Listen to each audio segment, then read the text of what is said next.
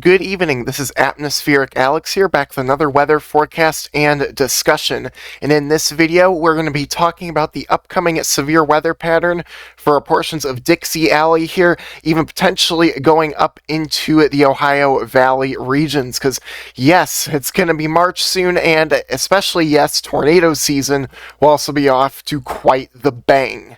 And so we're going to have to monitor those details as time continues to progress. But before we dive into the severe weather, I would like to share some of my best snowflake photos with you all that I think I have ever gotten. This is from our latest snow event that moved through this nice snowstorm that we got just last Wednesday and Thursday, and you could see some of these really incredible flakes here on your screen. And I'll really show you, look at this one here.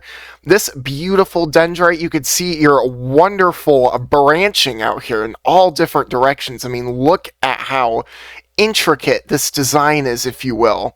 Absolutely incredible indeed, absolutely breathtaking.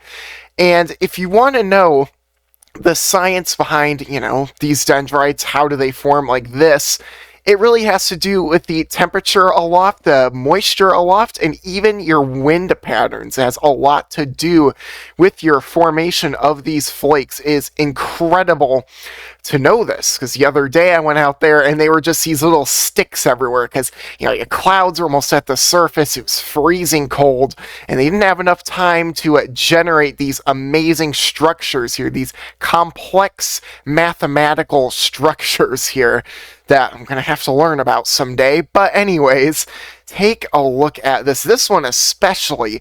It's this incredible intricate branching here. This, I guess, kind of like tree branches, if you will. I was going to say, another thing as well about this is you can see it, your center here, and just how everything comes out from that one spot. Just beautifully calculated movements here from this dendrite as to where these branches need to go. So, what an absolute marvel in nature, let me tell you.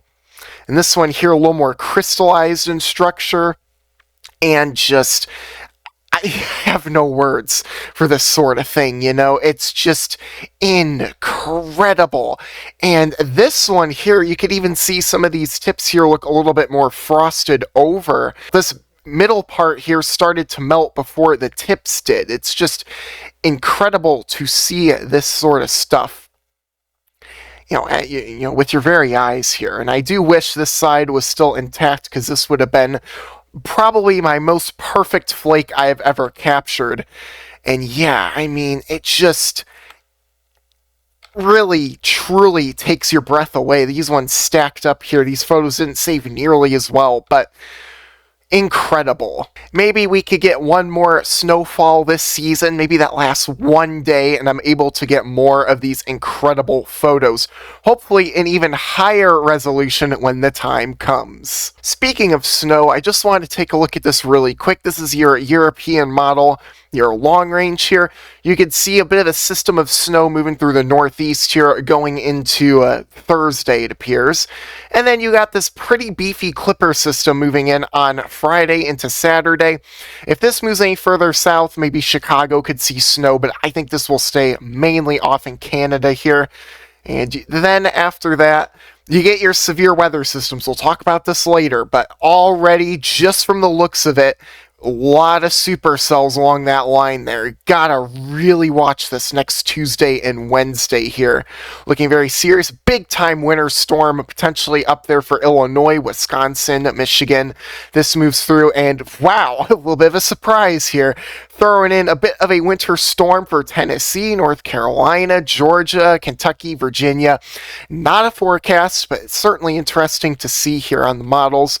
As we continue going through, maybe more snow showers behind that for Tennessee. It's very uncertain at the moment, but hey, I would like to get more flake photos, so maybe one more time, right? And then let's warm up in the 70s and 80s and not have to worry about snow ever again this year. And as we move into your GFS model, same song and dance roughly. This clipper is a little further south, and then you could see Just look at that winter storm going on there for Ohio, portions of Indiana, Kentucky, moving further off to the east. Heavy wet snow falling there. Concrete snow, if you will, in that environment. And boom, big time blizzard system moving through the interior northeast going into Thursday and Friday. Not a forecast, but I guess we'll have to wait and see another one after that. Yeah, for Massachusetts here, getting puked on. I really doubt this for a fact. And really, after that, some uncertainty remains, maybe more severe weather later down the road. And speaking of severe weather, I guess before that, we could take a look at our temperature outlook here. We're talking about above average for most of the central and portions of the eastern U.S. here, especially south, in the U.S. here near the Gulf Coast, and up here in Minnesota here, finally taking a break from your extreme cold, going into a slightly more spring-like time frame. And it will feel like it out there. That is some fantastic news. As we look at your precipitation anomalies here, it's gonna be wet across a large area. Yeah, look at that across portions of the west. Well-needed rain, central U.S., especially in the eastern U.S. Wouldn't be shocked to see some flooding concerns going up from Mississippi, Alabama, Tennessee, and Kentucky. Oh, you guys have been under fire all season long with heavy rainfall. Then, of course, in the northeast, you see it too, likely in the form of winter storm and snow activity. And as we move into your 8 to 14 day outlook, same song and dance, below average temperatures going on across the west. That is well needed. You all have been getting a lot of warm weather, a lot of fire weather this winter, so it's good to see a bit of a change up here in your weather. And so now we're going to be moving on to your precipitation anomalies, and same thing. Moving further east, west, big old slot of rain moving through there. That is exactly what you all need, and then some drier conditions for the plains and northern U.S. Alright, so let's look at your temperatures here on your GFS model, and it's gonna be nice out. We're starting tomorrow in the 60s and 70s across most of the south here. Going into your central U.S., Midwest, Ohio Valley, 50s and 60s, could breach 60 in northern Indiana. Unbelievable for this time of year. You love to see that at this point. Then maybe a shot of cooler air here, not even cold, look at that. And then your big time warm up as we get further on into March here. You see some of your severe weather systems, a lot of instability coming out of the Gulf here, spilling out into your southern U.S., even into your plains, though I don't think chances are as high there as they would be further off to the east. So you take a look at this. As we go later on into March, we see a massive warm-up, potentially, not a forecast, but temperatures widespread 60s, 70s, and 80s across a lot of the southern and central U.S. Heading into the Midwest in the 60s and possibly 70s. Absolutely gorgeous weather. It is about time for you all. Yeah, it's been ages since you've seen warm weather like that. And now we're going to look at your dew points here, figure out where your severe weather could occur. And as you can see, heading into your first event here as we head through time, going into Monday, you can see some of your moist conditions kind of spilling out the Gulf here. 60-degree dew points is a marked signal for severe weather. Not really widespread, but definitely a potential is there. And as we head on into Tuesday, take a look at that into your mid to upper 60s here. Yeah, that is going to definitely favor severe weather. Going into Wednesday, same song and dance, pushing further off to your east as it would be at this time of year. So that is, a pretty classic severe weather signal, I'd say. And it's also important to look at your trough orientation as well as your tilt here as we move through time. You could see some troughs trying to eject, but they fail as they dry up over the Rockies. But you could see this one here. Big old nice bowl of energy steaming on through here. Look at that. That is going to carve straight into the Rockies, straight into the southern U.S., and bang, there you go. Nice bit of a neutrally tilted trough. Looks more negative, but you can see it's kind of tilted more line like this here. So slightly a negatively tilted trough moving through. This here will allow for a very favorable exit region here, and that will favor severe weather and especially tornadic activity. Could see less of a linear threat with a setup like this, so it really bears watching, you know. If you get a nice shortwave to set up along that area, watch out, it could spell trouble. Again, moves further east into Wednesday and Thursday, and then after that, we could see a few more trough ejections, and especially going into later March here. Oh, this would be a delight for the Great Plains. Oklahoma, my goodness, living up to the hype there. Big old jet streak moving through. Not a forecast, but hopefully on the cards for you storm chasers in that area. And now let's move into our instability. We looked at our dew points earlier.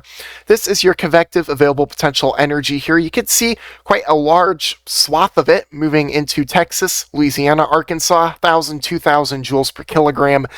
Way more than you need for severe weather. So could see a potent severe weather event. Don't want to say outbreak, but there is a chance of that. We've seen that a lot so far. Going into Wednesday, your low pressure system here, of course, moves further off to your east, and you get a little bit of moisture return out of that too. So potentially a double day severe weather event. Almost said outbreak, but event is possible. Supercell composite, same song and dance. We're going to go through this really fast. Just know that the higher your values are, the higher your chances of severe weather are as well in this environment.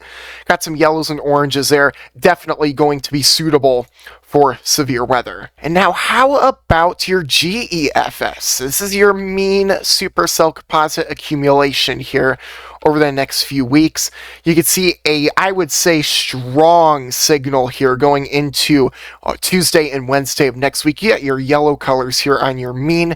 This generally indicates the potential for an slightly higher end event here. We'll just have to continue monitoring trends here.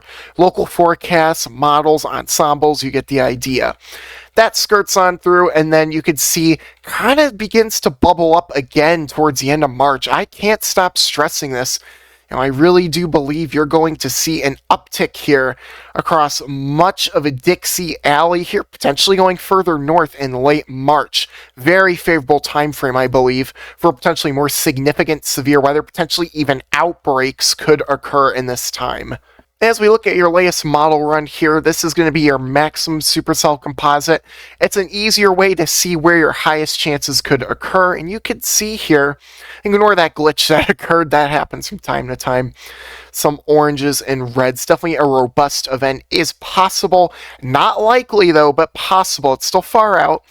Then you can see after this, your Gulf begins to slosh around. You see this kind of sloshing event here on your maximum supercell composite. Just know that your severe weather will uptick very quickly. And the end of March here, throwing in some higher end scenarios here. Take a look at this. Really got to be mindful of this and monitor the models and the forecast. An easier way to view it is on this chart here. Basically, wherever you see this bump here is a higher chance for severe weather. You could see one there.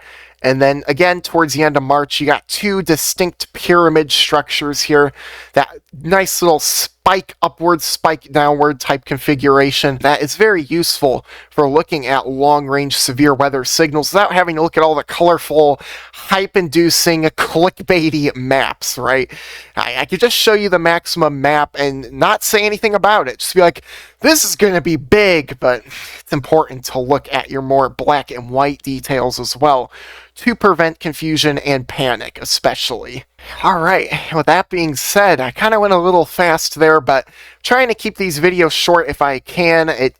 Not a lot of people have all the time in the day to watch this sort of stuff, so I want to make sure that this is digestible all in one sitting. That being said, I hope you enjoyed this video. If you did, please be sure to smash that like button, especially if you love my snowflake photography. I will get better at that for the next few years to come. I have a lot of plans to come with that, so I'm excited to say the least. And also feel free to leave a comment in the section below if you wish. If you have any future suggestions or if you thought this video was nice and informative, please let me know. And also, subscribe to my little corner of the weather community and share this with friends and family or on social media as well. Alright, you all have a wonderful night and stay safe out there, especially for this upcoming severe weather season.